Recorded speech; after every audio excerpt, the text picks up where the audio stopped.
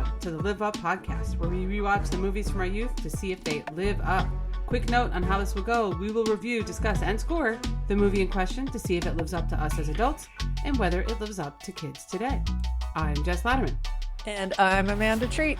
It's our annual Christmas Classics episode where I subject Jess to an iconic but possibly terrible Christmas movie that she has never seen before. This is my favorite episode every year. And it's our third anniversary of an unhinged Christmas movie. Yes, it is. One day I'll get you. But... Yes.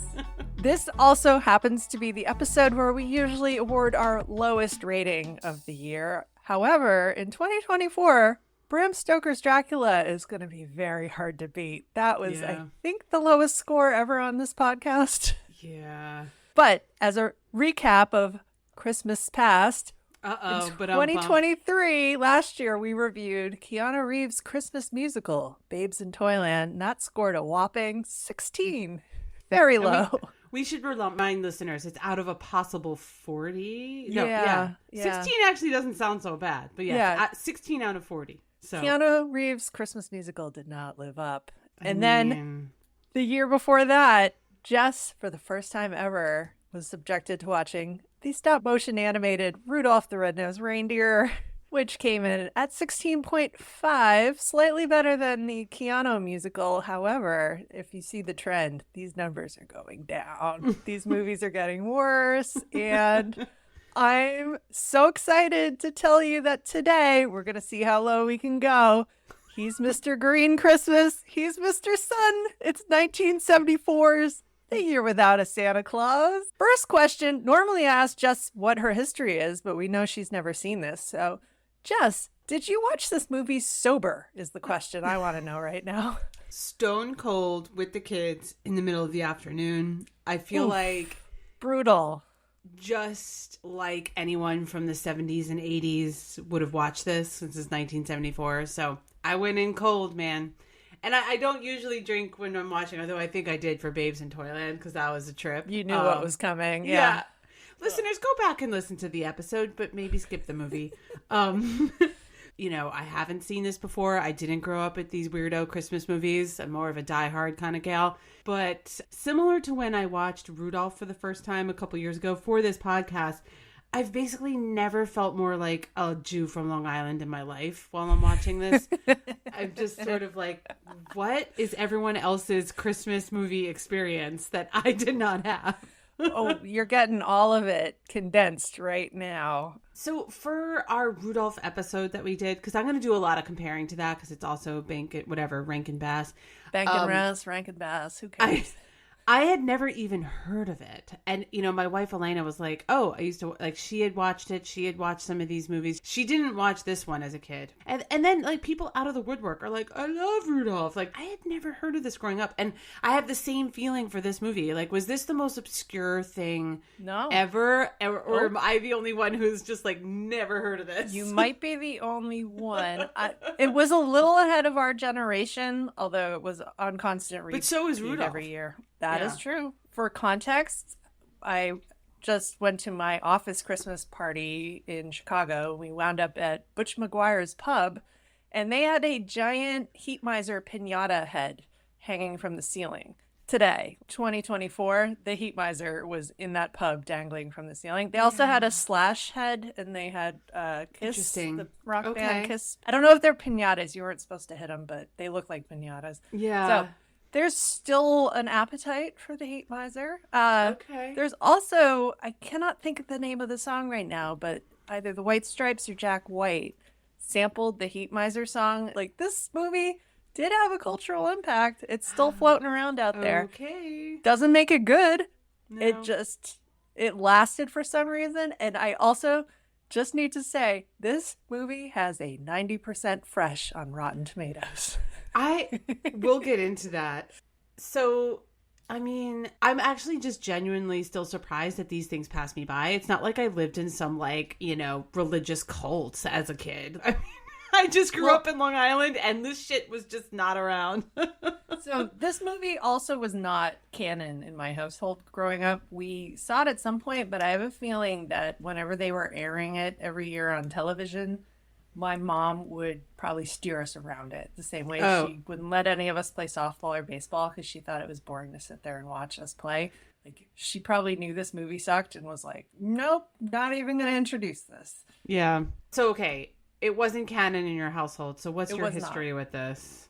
It was another one that I know I've seen, and I don't know when it started. Someone would put it on at a house party when I was in my 20s, and I'd be like, oh, this movie. For some reason, so many people I know have the heat miser, have the snow miser.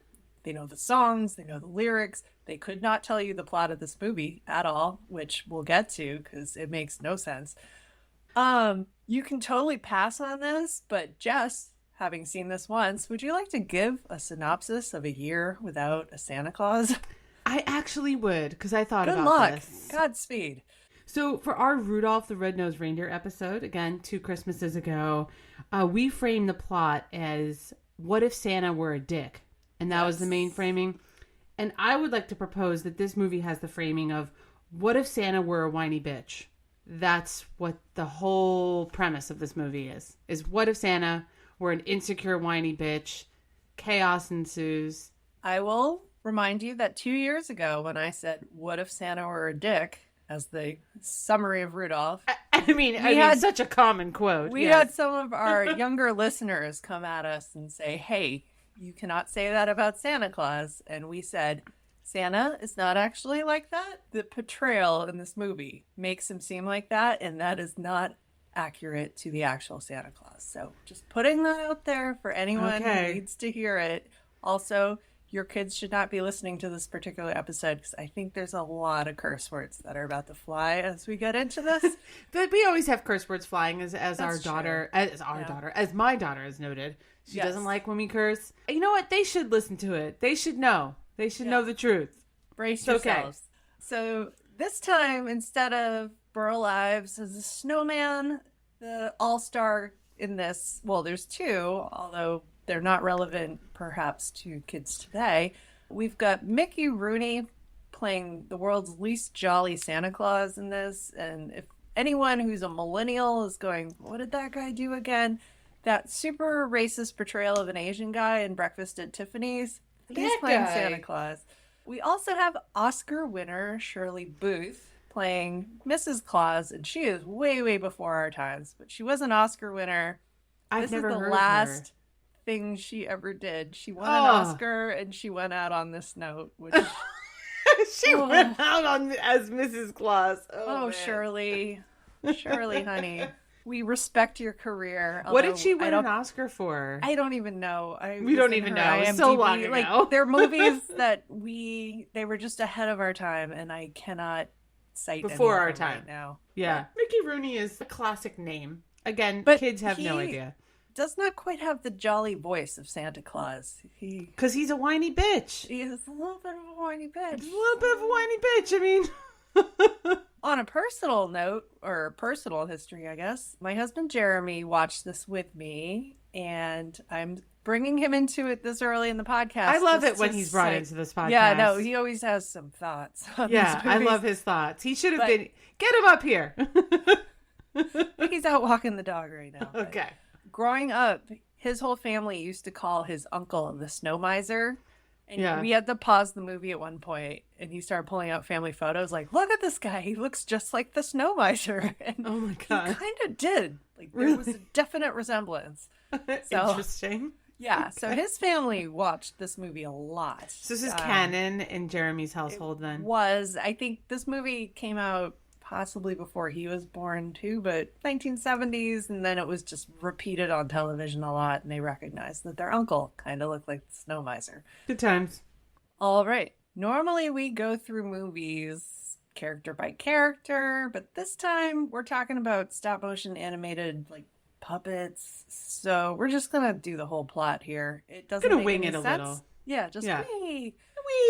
It's okay. So it's an unhinged Christmas, everybody. The setup on The Year Without a Santa Claus. Gotta get all those words. I mean, it doesn't right even order. roll off the tongue. It really doesn't. Oh, everything about this is just difficult. So the setup for this movie, you open on Mrs. Claus. She's telling us a story, and sometimes she rhymes, but sometimes she doesn't. So yeah, sometimes it's a poem and sometimes it's a song. I feel like someone wrote the whole first draft and the whole movie rhymed, and then someone did a re-edit and didn't even notice it rhymed. And that you're just stuck with this mix of... They just went with it. Whatever. So she's describing that there was one year Santa wasn't feeling well, and from my memory as a kid watching this, they were talking so much about Santa having the gout.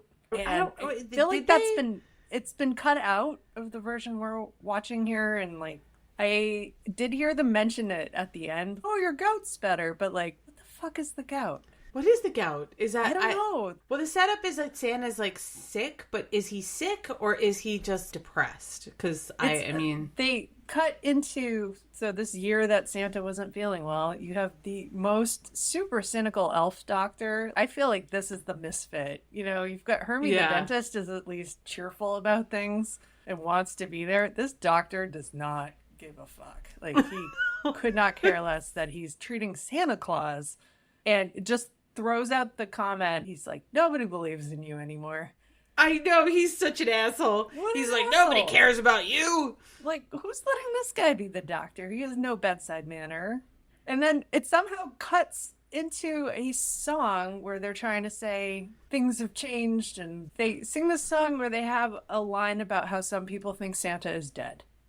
No, and they're just like, they're really hammering this like, home. Oh, fantastic. So this just starts on the most, let's take a depressed Santa Claus and have this psychotic elf doctor tell him that nobody believes in him and that kids think he's dead. It's so weird. That sets up the whole plot. He falls into a depression, and then because he's depressed, like basically the world somehow knows this and starts taking down Christmas decorations, and yeah, they're like unplugging the lights, and they're like taking everything down. They're like, Santa's not coming, so everything must be gone. Yeah, they call into the elf workshop and they're like, stop the work. So, I mean, I didn't mind this early doctor because I thought it was kind of funny because he's such an asshole. He comes in and he's just like, fuck you, Santa. Yeah, my reaction in real time was, what the hell? I know. This is a kid's movie. Did your kids have any reaction to this? Because I'm betting Rankin Bass, Bankin' Rass, whatever we want to call them, was betting on kids sitting there being like, no, oh no, this is terrible. Did your kids react that way? This is the moment that I texted you and I was like, about Isaac, my almost 8-year-old. He basically made it a point to tell me, well, everybody knows Santa isn't real. I mean, everybody knows that. And so that, like, this is the precise moment that he, so in some ways. Did he grow up in Southtown? What do we call this town? I know. And just because I'm a cynic doesn't mean I try to, like, get my kids to be cynics. But I think one being, like, 7, almost 8, a kid sort of is on that edge where he knows Santa isn't real, but kind of is sad about it, maybe. But I also think, because there's no other stakes in the movie, it's the only thing to hang your hat on with the plot. So I think for a 7-year-old, they're like, what? Well, I already know that Santa isn't real. All the kids on the playground don't think it's cool. So, like, what are the stakes here? Yeah, this movie comes in hot with this. People think Santa's dead. People think Santa's dead. Other than, like, Santa being a fragile dude, I mean, there's not much else to hang your hat on. That was the only thing, is that you have to, like, believe so hard that Santa is real. And he's like, but I don't. Because he's like, I'm a big boy. I'm almost 8. So maybe the target audience for this movie is a 5-year-old, or I don't know. They're betting everything right off the bat that kids are going to get riled up at the idea that people don't believe in Santa. I think that's a big bet, because then Lily, my 12-year-old, of course, is like, I mean, just to be kind of needling, she's she's going to roll her eyes at anything. Yeah, but she was sort of, and she has some feedback that I'll pepper in here throughout the episode, but Love it. She started saying to Isaac, well, it's not scientifically proven that he's not real. So she sort of used it as the opportunity to, like, kind of say that and maybe needle him a little bit. But I don't think there's enough for kids. I think you need a little bit more stakes than Santa's being a depressed, we're questioning fragile Santa's man. identity, and Santa is having some sort of mythological midlife crisis. Yeah, right. Santa's having like a. He and Jack Skellington. Yes, Jack Skellington. But there's bigger stakes for Jack in Nightmare Before Christmas, which we reviewed recently. You know, the stakes is that like all of the imagination of Christmas goes away, and even if that's silly, there's still some sort of quest, good guy, bad guy. There's a lot to hang your hat on, that you could be a part of this world that's world building. A long way of saying like there's no world building here at all. Yeah. Mickey Rooney playing Santa Claus is the least appealing Santa Claus you could possibly want. So for him to be like, oh, I'm depressed. Like, I know, it's not that cares? interesting. Yeah, just we should jump shoot because this movie just keeps going from here. I know, from here, after the premise, I was like, where the fuck are we going from here? I bet it gets better, does it? We'll find out. So we've got Mrs. Claus watching Santa with the gout or depression or midlife crisis or whatever's going on. Yeah. I still don't know what the gout is. Mrs. Claus sings a song about how anyone could be Santa Claus, and she dresses up as him. And she has a whole plot. This had promise. She's fantasized about this a lot, but the second someone recognizes her, she drops it immediately. So I had high hopes for Mrs. Claus having the audacity to fake being Santa Claus. Oh, yeah. I was really excited for a Mrs. Claus, like, cross-dressing subplot in this whole thing. Yeah, right? And I was super psyched about it. And then she's like, never mind. And I'm like, no! Oh, she gives this up so quickly. So quickly. I'm like, put on that hat, girl. You made an inspiring song about this and then just dropped it. Like, I know. Come on.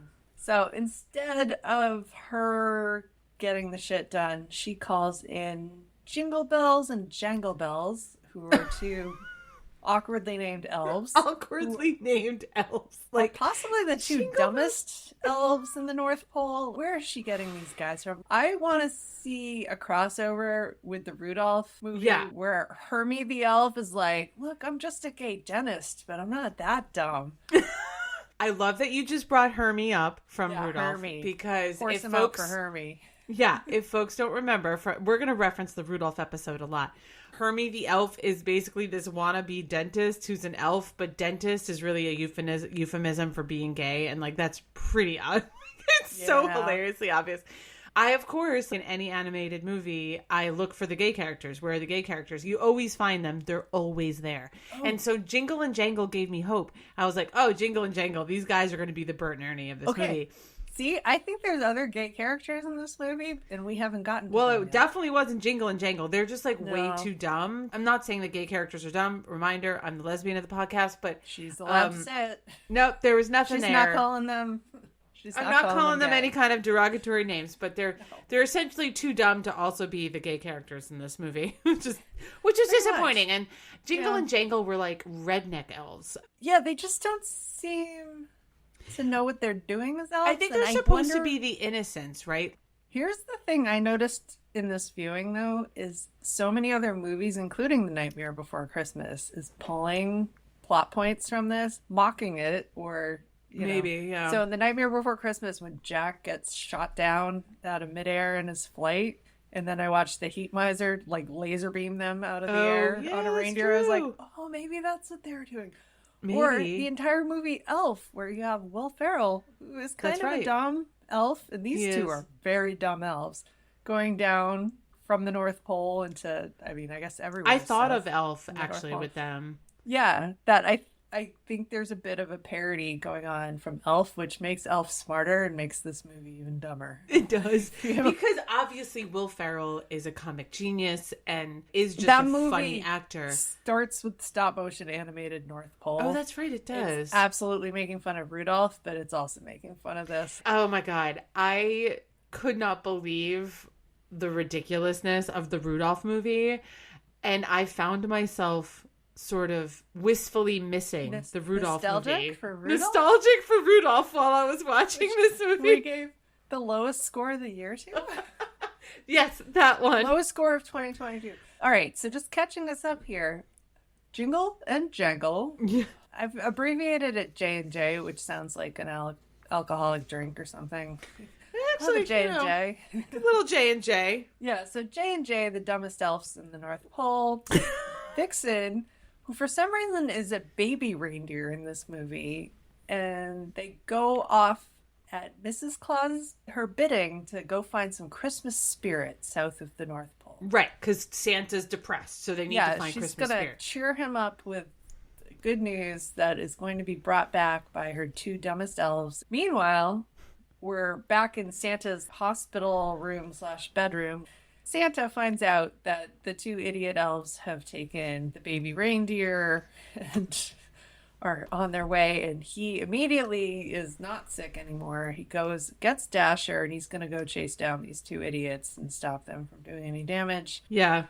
Meanwhile, J and J are flying on the baby reindeer, and they go past a set of cliffs with the heat miser on one side and the snow miser on another side, and there's not a whole lot of context given, but the heat miser just like shoots a laser beam at them and shoots them out of the sky. Yeah. Are we trying to establish the heat miser is a bad person because he gets a very fun song later and we all forgive him? There wasn't much setup there, and I'd say... It's random. So random. Yeah, I swear to God, this isn't even a joke. I nodded off at part of this at this scene. Okay. I literally was like, sort of came to when they were shot out of the sky by the miser. That's really early in this movie. I know. Under an hour. I know. But and you were sober. I know. I tried to get it together. But this is where Lily had some notes. So her note was, she, again, referring to Rudolph, because she recognized it as being similar. For Lily's noticing the similarities, they're using the same sets in some of these. Oh, well, that makes sense. It's the same elf studio. They use the same like newspaper effect to announce that Santa's that's right. take a Christmas off. Yeah. So eagle eye, Lily. Good job. Eagle eye. But she was like, well, for Rudolph, though, for her, there were stakes, like, or not just stakes, but she could relate to Rudolph and Hermie. To quote my daughter, who's 12, Rudolph and Hermie, they were underestimated. So she felt like because Rudolph and Hermie were underestimated, you could relate to them. And it's a story of a little bit of redemption. And then they go on a quest and all that stuff. But it's a little bit of a familiar trope, I think, for kids. This is me reading between the lines. For that, like the underestimated, wannabe dentist or whatever. The outcasts, the misfits. That are getting their due. They go on a quest. And they have a whole quest with Yukon and Rudolph. So there was none of that here. She's just like, so I could relate to that. She didn't then finish her sentence, essentially. I could fill it in for her to be like, what is there to relate to? Yeah, no, you watch everyone around Rudolph and Hermie, underestimate them, but you watch Jingle and Jangle are not being underestimated. They're not, because they're stupid. Idiots. They're dumb. dumb. And then when Vixen is like a baby reindeer, Vixen's not even a character. It's just like basically a weird pony that they're pretending to be a dog little later. Animal down and got sick immediately. Locked up in a dog pound. And even the Iggy character, who's the kid they meet doesn't in do Southtown, anything. Yeah. Doesn't do anything. So I think she was more responding, actually, I think, to the Iggy character. Iggy doesn't have to overcome anything. He's just a helper character. This is getting like a little bit too highbrow critique, but really I think in practice, this deserves it. This is at 90% on Rotten Tomatoes, so we are just telling it like it is. For both Lily and Isaac, and honestly, I would think for other kids today, there's really not much to grasp onto. There's not much to root for. Even them getting shot out of the sky, right? Like, it's supposed to, I guess, be dramatic and interesting, but it's kind of not for the kids. Yeah, these characters have only been on the screen for 5 minutes, and them getting shot out of the sky by random people or characters, misers, you haven't had any context for. It's a big who cares. And they immediately say, like, oh, but Vixen got them out of it, so they're fine. Yeah, and Vixen doesn't really talk. Vixen's not a character. Yeah. Let's go to Southtown. Why are we in Southtown, Amanda? Because it's south of the North Pole, but somehow it's actually the South, because they sing this whole song about Dixie. I mean, we're a few Confederate flags short of being really deep Dixie. Jingle jangle, the dumbass elves show up and immediately get a traffic ticket for riding their reindeer the wrong way down the street. Such bah humbug. Yeah. Yeah. The moron elves decide that the reindeer would be better disguised as a dog. They put socks on her antlers and pretend she's a dog. Yeah. I mean, No she's logic cute. here. No logic. It's cute, but it's like nonsense. For the sake of not making our listeners want to stab themselves in the ears, reminding them what this movie, like, the plot just makes no sense. So Jingle and Jangle, for some reason, abandon Vixen, or like tie her to a fence and go to talk to some school kids about the meaning of Christmas. And Vixen gets captured by a dog catcher. She has socks on her ears. And that guy's a professional, doesn't recognize a reindeer from a dog. Because small towns employ dog catchers, but Yes. okay. You later see Vixen in the pound in the little cage crying. It's not the Christmas feels. This is just so stupid. I hate movies, TV shows, anything where they're on a quest, but they just keep changing the purpose of it. Because now the whole purpose of this, they came down there to get like some good press for Santa. But now they got to get Vixen out of the dog pound. So that's the new thing we're doing here. Such a MacGuffin. Yeah, this is where it really departed from Christmas stuff, I think. Yeah. And then when it departs like that, you really lose the plot. I got really surly and salty about the Island of Misfit Toys in the Rudolph episode that we recorded. You did not like that. I was like, what the fuck? What kind of hellscape is this in the North Pole? Like, that you were watching as a kid. But at least that was related to Christmas. Vixen being dressed as a dog and stuck in the pound is so removed from Christmas that it really loses the plot of what you're watching. It's so removed from anything any of us have experienced, too. Like, you sound like although, yes, you know what? Like, Misfit Toys is like an analogy that people use. Yeah. So meanwhile, our dumbass elves, Jingle and Jangle, have met a boy named Iggy who doesn't believe in Santa Claus and is living in Southtown and seems to have a Long Island accent. Can you confirm that for me? That wasn't a Southern accent. A little bit. It was not a Southern accent. No. I feel like Iggy was kind of like it's kind of like a Newsies accent. It was like trying to be an old-timey Brooklyn accent. In Southtown, where they're singing about Dixie, Christmas in Dixie. Listen, so kids are not going to think that deeply about it, and honestly, neither are adults at this point. But, Iggy, like I mentioned... It's the least thing wrong with this movie, but it's the least thing wrong with this movie. It's like he's just... I mean, who gives a shit about Iggy? Yeah. So do something, Iggy. Iggy runs into the idiot elves and says, we don't believe in Santa. And then he runs into actual Santa, who's introducing himself as, like, Mr. Klaus the German. Right. Like, very veiled. Oh, so dumb. Just weird. He brings Santa home with him because thinking he's Mr. Klaus the German. As one does. That's very normal for a, 10-year-old boy. No idea how old this kid. He's a puppet. I don't know how old he is. He's a puppet. But he brings an adult that he's just met home, and his parents are like, great, we love strangers. Good job, son. You've totally brought a stranger home. They're sitting around the table. They sing a song called I Believe in Santa Claus. God. And by the way, my husband Jeremy would like us to end this episode by singing that over the... Nope. Sorry, Jeremy. Yeah. Jeremy, you come on this podcast. Yeah, you sing. Yeah. I can't even think of the tune. I don't know what the words are. Oh, such a forgettable song. So somehow it comes up. Iggy mentions, those two elves went to the dog pound to get their dog back. And Santa's like, oh, geez, it must be Vixen. Off he goes. Meanwhile, the idiot elves can't get Vixen out of the dog pound, so they're going to the mayor's office. As one does. Yeah, again, total... We're just chasing random We keep getting further here. And further from the Christmas spirit here. Yeah. So...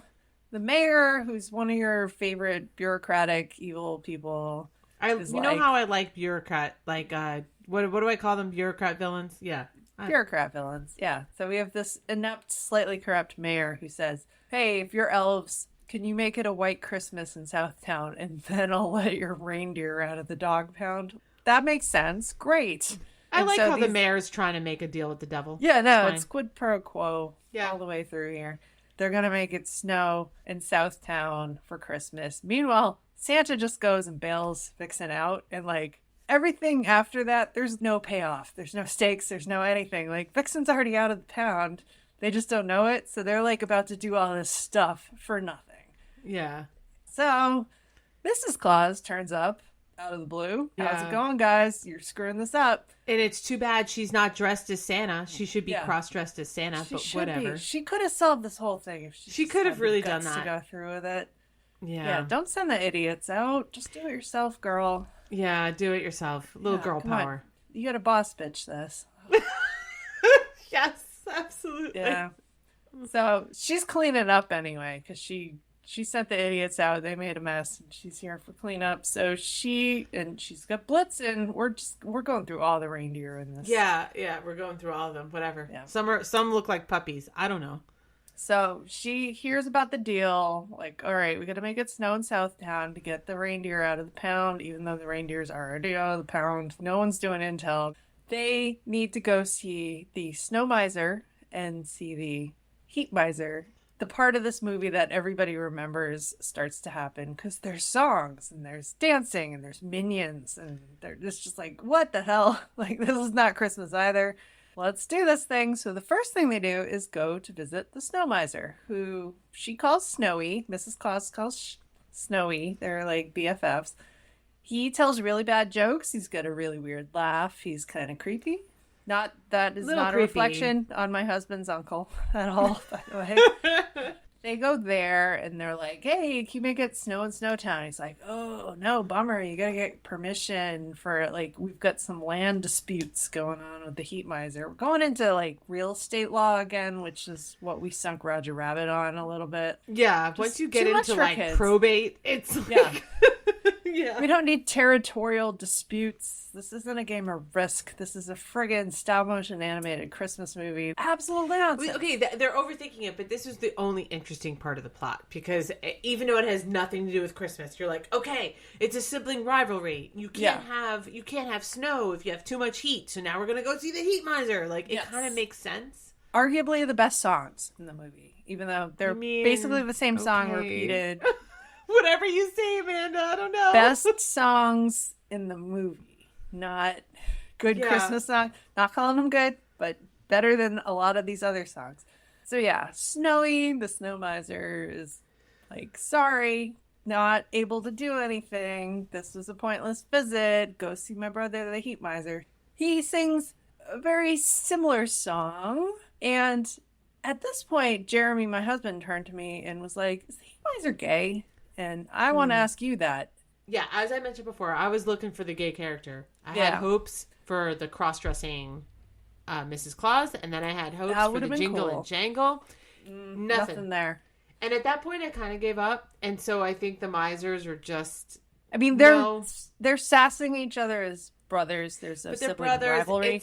He does call his brother, he calls him a tutti frutti at one point. Yeah, but... This isn't Hermie the elf wanting to be a dentist / gay. So every animated movie ever made has a gay character except for this one. There's nothing here, man. I was looking. All right. You have the better gator than I do. I mean, maybe. I don't know. Needed to check. Then while they're visiting the heat miser, they basically have a Zoom call back to the snow miser. They do. Of everything in this movie, that's probably where the kids are like, oh, okay, I know what they're doing here. Like, it's a Zoom. It's like, learning during COVID. Like, I recognize this. So, yeah, there's a Zoom call. The brothers aren't coming to an agreement. They're being, like, petty with each other. So, fine. Mrs. Claus is going to go over their head and go to their mom, Mother Nature. And, like, this whole thing, again, is pointless. And they build it up like, oh, I was a little nervous going to see her. And it's like, why? Like, you're just going to see a lady who's got like a bird nest on her head. But this was the most interesting part of the plot. But it's so detached from We're so far the gone. story. Like, it's not Christmas. We're not in the North Pole. We're not in Southtown. There's not even no elves around. It's to this side quest. Nothing. Get nothing out of it. Again, because the stakes were so low and Vixen has already been sprung from the pound, this had no effect for my kids. It should theoretically be like a big payoff moment where she gets them to agree and snow happens in Southtown. Nothing. No reaction. Nothing. Zero. Yeah. Just completely falls flat. Could not care less. Totally flat. So, meanwhile, back at the North Pole, Vixen, who has been out of the pound for a while now, I know. Couldn't care less that they're doing all these negotiations on her behalf. She's lying in Santa's bed with an ice pack on her head. And honestly, that was kind of cute. I was like, all right, finally. Because of the negotiations, they get it to start snowing in Southland, and the inept and corrupt mayor doesn't even notice for a while. They have to tell him, like, look out your window, it's snowing. He declares a vacation for Santa Claus.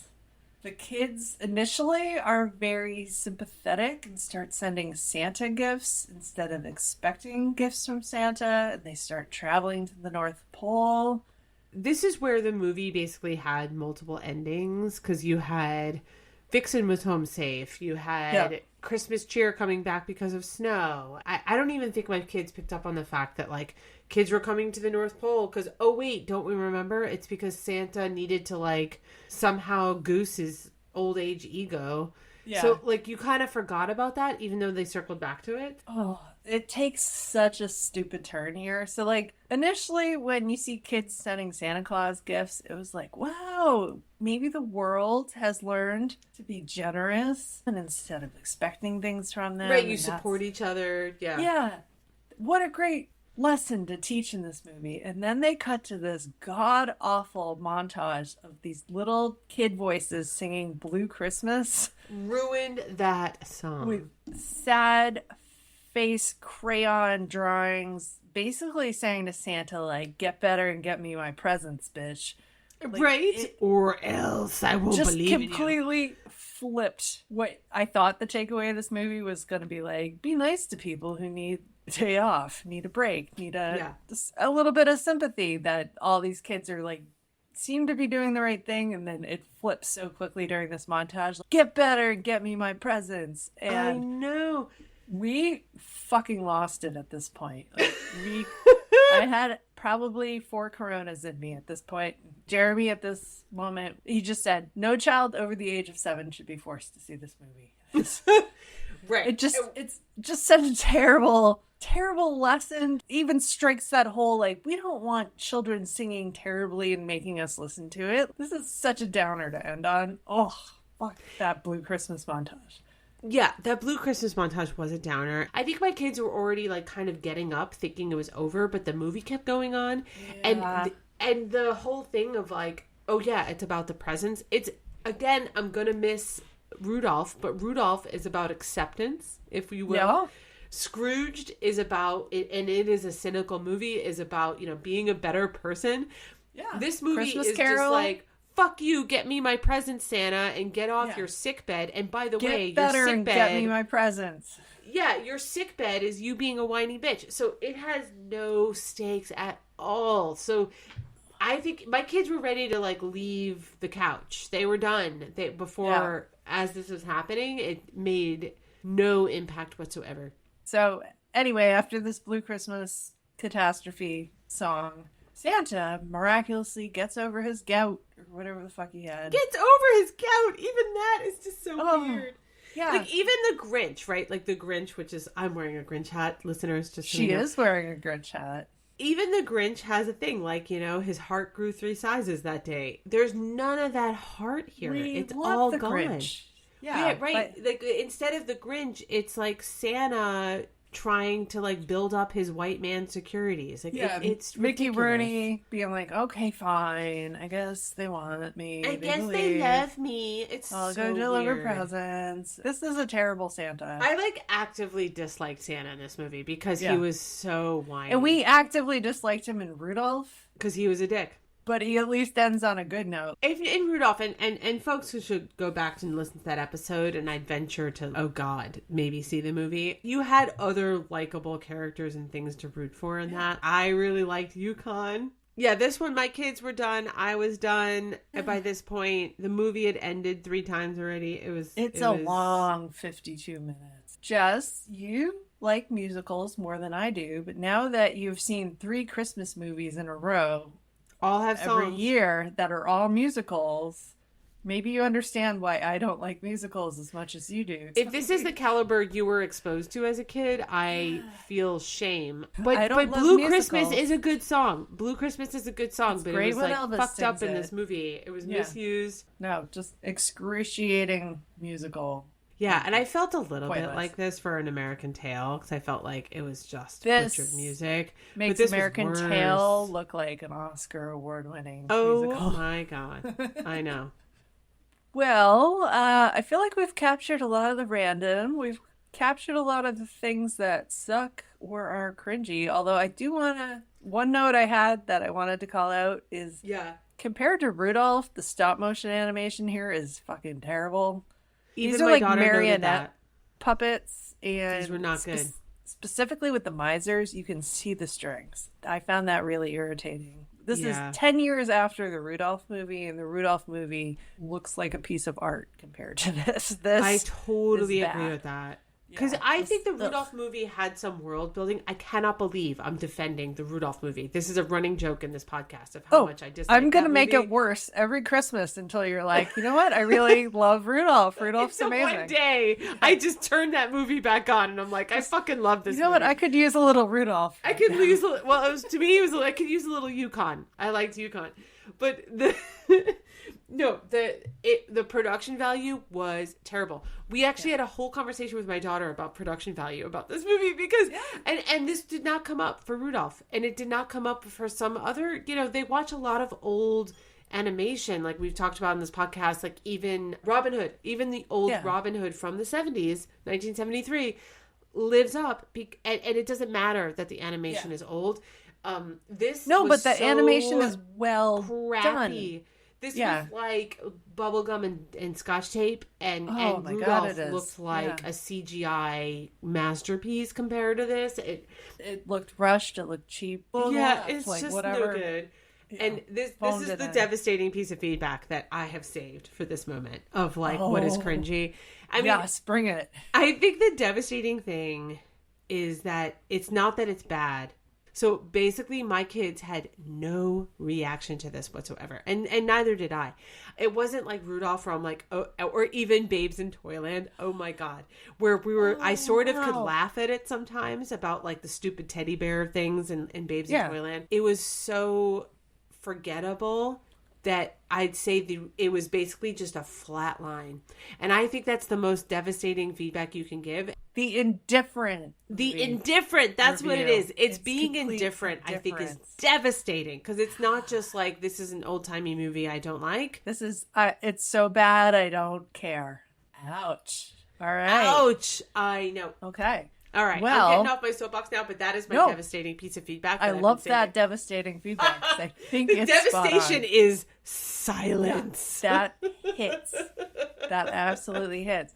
Now, personally, I'm like, did I do my job or did I fail at my job? Because I'm trying to get progressively worse Christmas movies that are supposed to be classic every year into this podcast. And so the lack of like, this is just so bad, I don't care. Ooh, That's devastating. know. So, Amanda, Yeah. was there anything good or great about this movie that we'd like to point out? Crickets, chirping, sound. It was short. It was short. I mean, but you and I do like to give points for short kids short movies. Short does have a special place. Yeah, that's all I got. This episode we're recording is going to be longer than the 52-minute runtime.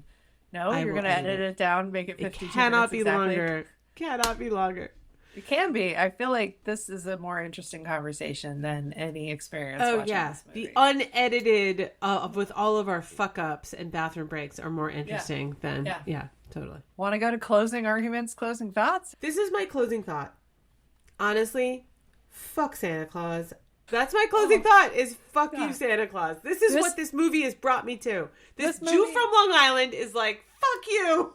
This movie starts in a place where it challenges you to believe in Santa Claus and then makes you so angry that you are aggressively or full on aggression. Just no. This this movie has solidified my son's point of view and worldview that Santa Claus does not exist. All right. That's my Yeah. closing argument. Do you have one? I don't think I do. So much about this sucks, but it's so iconic that I was recognizing that Elf stole a little bit of this, and The Nightmare Before Christmas may have stolen a little bit of this. Not Maybe. stole, but Maybe. they're giving a nod. Barely. Doesn't make this good, but it makes it funnier that they were doing that in those other better movies. So that's not a closing thought for this movie. It just makes me appreciate Elf and The Nightmare Before Christmas a little bit more. Okay. It makes Whatever me that's weirdly appreciate Rudolph. Oh, I kind of like that, actually. I almost want to watch it again. Yeah. Oh. No, we might have to do the Nestor the Donkey movie, and then you'll fully be on board with... What the fuck is that? Oh yeah, my maybe God. next year. We cannot stop motion animate anything else this year. We are done. Good God. So, reminder for our audience, we go to ratings. We rate it from 1 to 10. We do it for, does it live up to us as adults? And then we do the same rating for kids. Does it live up to kids today? 1 is garbage. 10 is Princess Bride. The first rating we do is adults. So what are you thinking? All right. If you're letting me go first, and I've seen this before, and I subjected you to this. Yeah. For adults, maybe a 2. 2. This is the lowest I've ever rated a movie for adults. This is lower than Babes in Toyland. This is what lower did you than rate Teen Babes Wolf. in Toyland? I think I gave that a 3. I gave it a 3. So I have no nostalgia for this movie. I gotta give this a 1. This is a 1. This is your lowest rating ever. This is our first ever 1. I sometimes even, I know. Oh, magical. This is magical. I know. I give a low rating, but points for brevity or points for something else, I got nothing. It didn't even feel short. This is a 1. Adults, don't watch this stone cold sober. It is not fun. On that so note, that's a 3. It's a 3. So the next rating is same scale, but does it live up for kids today? I want you to go first because you watched this with kids. I watched this with a drunk middle-aged man who said nobody over the age of 7 should ever be subjected to this movie. Yeah, I'm giving this a 2 for kids. And I know that some of my early ratings in this podcast were off. I'm saying 2. I am giving it the 1 point only because I think super young kids would be fine with it. Jeremy is 100% right. No kid over the age of 7 should watch this movie. So 2 from me. Oh, wow. I don't think we're going to break 10 on this. Oh, what are you giving it? This is the all-time lowest score. I'm very torn. The lowest I've ever gone for kid ranking is a 3 for Teen Wolf because that was very inappropriate for kids and not a good movie. Yeah, a bit cringy, that one. But still fun for adults. But anyway. Tell you what, I want to go slightly higher than that. I'll give it a 3.5. 3.5? You know what? Fuck it. Give it a 4. We're still Shut not up! going to Why are you giving it 4? Because we're still not hitting 10 here. All right. What's our total score? So that's a total of 9. What? That is significantly the lowest. That's our lowest by far. Lowest. I mean, we've never been in single digits before for a movie, and yet here we are. Even with my very generous 4. I mean, that's a seriously generous 4. It was a very generous 4. Yeah, I think this deserves the lowest rating for a 9. And just so listeners remember, if they're still with us here, that it's not all about the score. I mean, we at the end give it just the last question is a yay or nay. Does it live up? We both have to agree, regardless of score. I mean, you should go first because you actually have nostalgia for it, and there are differences sometimes. I mean, in a degree, but yeah. Yeah. My summary of this movie would be this is the fucking worst movie we've watched on this podcast. Absolutely. I don't know. Maybe Thunderdome, but okay. What? So Thunderdome is actually a way, way superior film. No, this does not live up at all, ever. It's a no from me. I'm sorry you watched it sober. That sounds excruciating. So that's a no officially from the Live Up podcast with a score of 9 out of 40. This is by far our lowest rated. Even though you had some nostalgia for it and your husband did, it just did not clear that bar. I am very curious for people who may have seen this and like you and Jeremy. Yeah. What the hell did you see in this? Have you watched it recently? I mean, Jeremy really likes his uncle. He does look like the snow miser, but I mean, that is just not enough, okay? That's but not... Hit us up on all the socials at Live Up Pod. Let us know what you think. I mean, I feel like this is our, last episode before the holiday. I mean, Merry fucking Christmas. I don't know. Merry fucking Christmas. This is the worst case Santa Claus and the worst movie. And go watch Home Alone or Scrooged instead. Yeah. I think that's the recommendation.